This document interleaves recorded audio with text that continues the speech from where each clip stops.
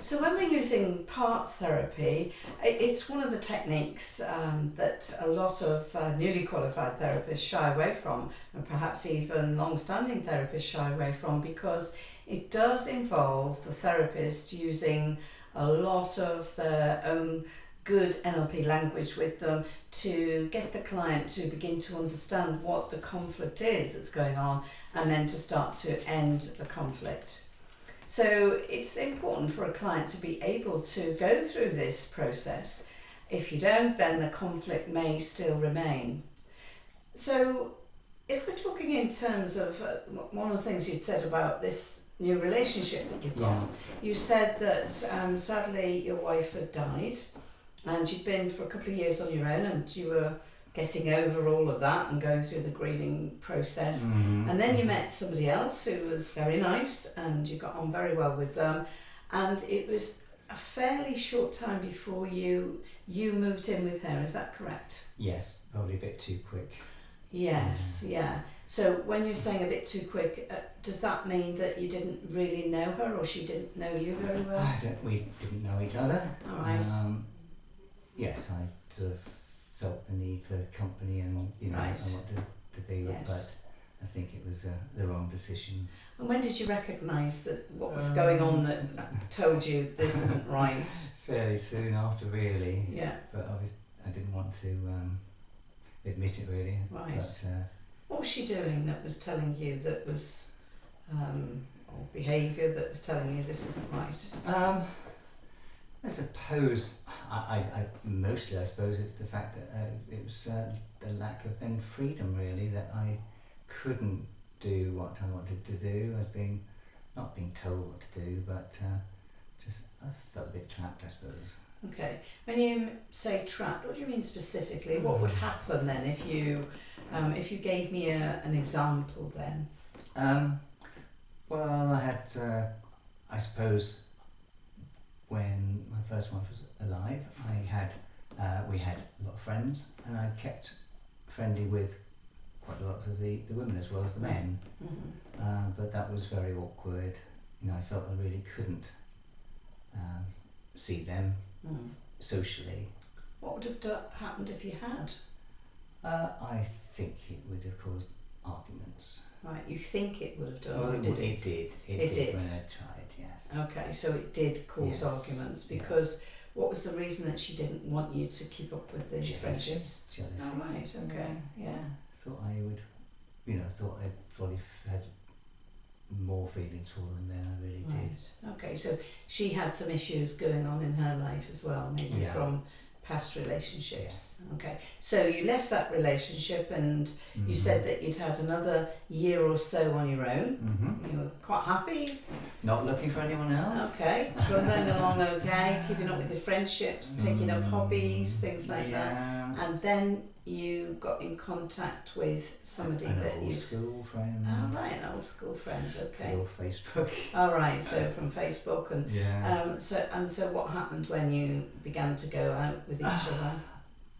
We found there was a spark there still, obviously not quite the same as when you were in your teens, but not the same sort of spark, but it was it felt like sort of deep friendship over the years that hadn't really gone away.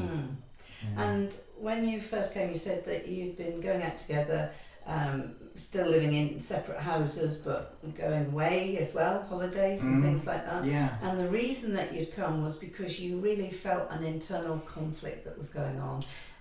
Yes, I think because of what happened before. Right. But everything seems to be fine. We get on really well together. We're real friends. We have a good laugh. Really, I can't think of anything that's wrong. Get on well with her children. She gets on well with mine. Grown up, so they're not sort of not living with us. But there's something that just stops me from wanting to really move in together. All right, and the words that you used was commitment phobic, that one of your friends had said now. Yeah. This new lady in your life then, is she asking you, is she putting any pressure on you to... She isn't, no, it's more that I think it'd be the right thing to do. All right. Okay. But every time I sort of think of raising it, I mean, we laugh about it, and you know, it's sort of there in the background. Right. It will happen. Yeah. But I think I avoid actually commitment to it. Okay. So do you feel as if there's a part of you that really wants this, but there's also a part of you that's, you know, something like people would call it a barrier or a conflict or something that's stopping you and getting in your way? Yes. Yeah. There's a hang up there somewhere. Okay. All right. Yeah. I mean, logically, it's the right move to Yeah. make, but there's something holding me back. Okay. So if that part of you that is holding you back, if that was to come out on one of your hands and you turned your palm up facewards, which hand would that be? Holding me back. Yeah. Okay. Yeah. So as if it's sitting on there now. Yes. Yeah. It's there. Okay. I want you to just internally, as if you're talking to yourself, saying, we're not judging, we're not criticising, just want some information really.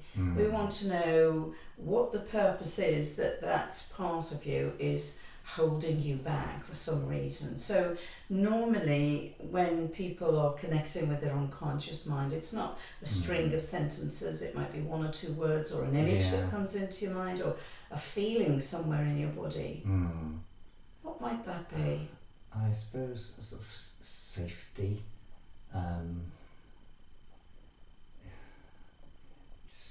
Keeping me safe. Keeping you safe. Okay. So, what's the purpose or the intention of that part of keeping you safe? Of thinking that I'll be happier on my own than things going wrong. Okay.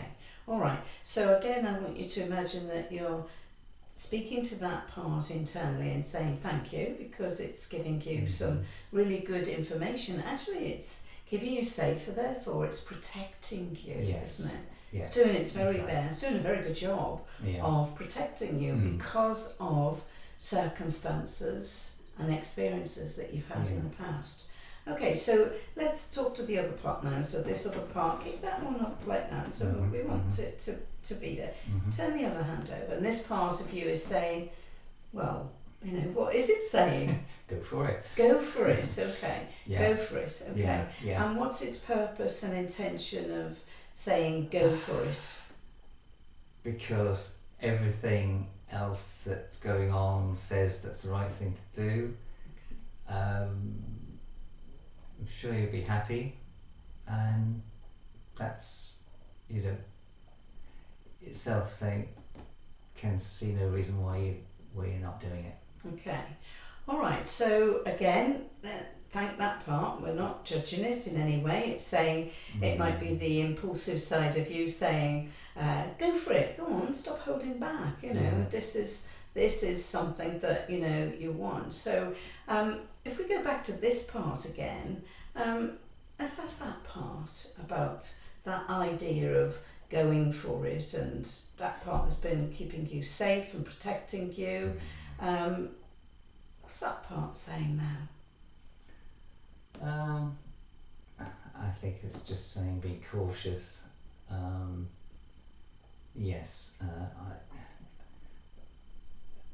wants the best for you. Okay. Wants to keep you. Wants to protect you. Wants to make sure you are happy. Okay. Well, that's an interesting thing, isn't it? Wants the best for you. Wants you to be happy. And that part is saying exactly the same. Wants the best for you.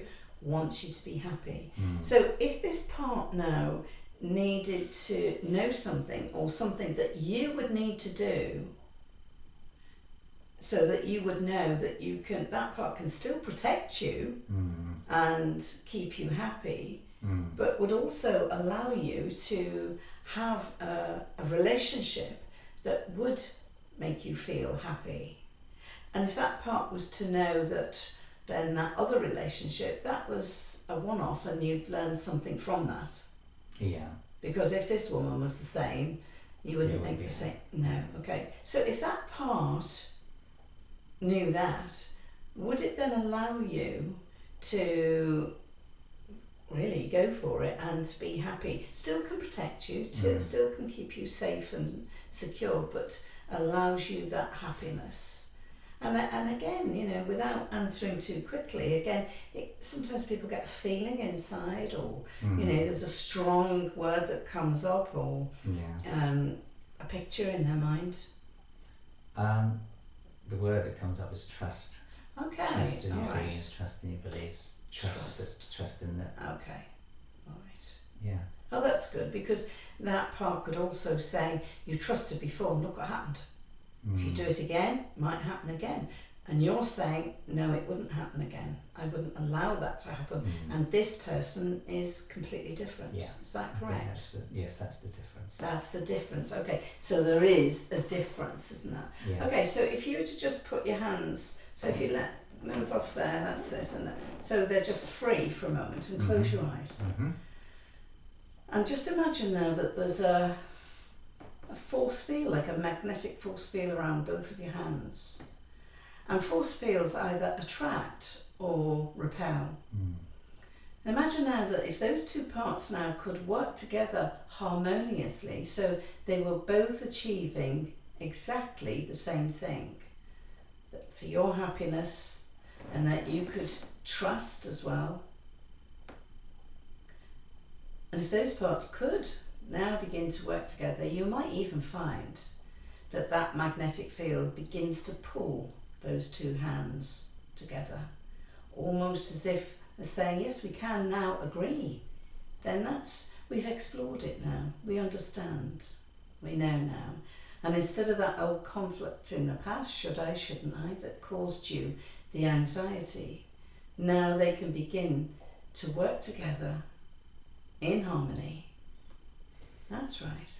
And you begin to feel those two hands just coming together so easily, and that you would know that as soon as your fingertips touch, then you would know that that conflict is now ended, and that you can feel safe and secure, trusting in your own instincts as well.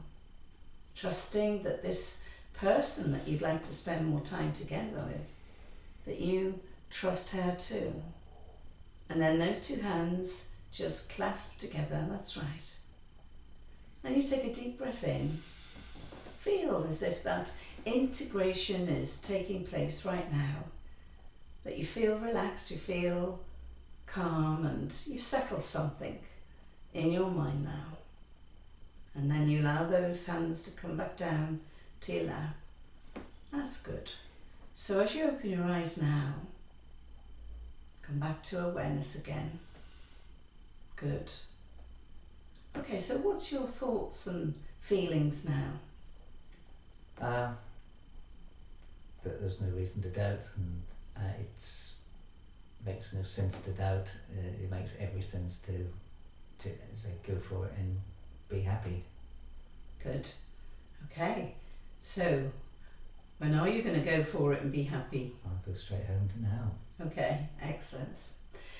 And so sometimes it takes a while for both those parts, you could say it's conscious and unconscious, that they need to work together. We could see clearly that both of those parts wanted the same thing. It often happens. So we're separating the behaviours as the anxiety, and we're really going into a deeper structure, saying, is that part protecting you for a particular reason? It's doing a really good job. So we don't want to criticise it or judge it in any way. We just want that information to find out what's really going on, and so both of those parts can work together harmoniously.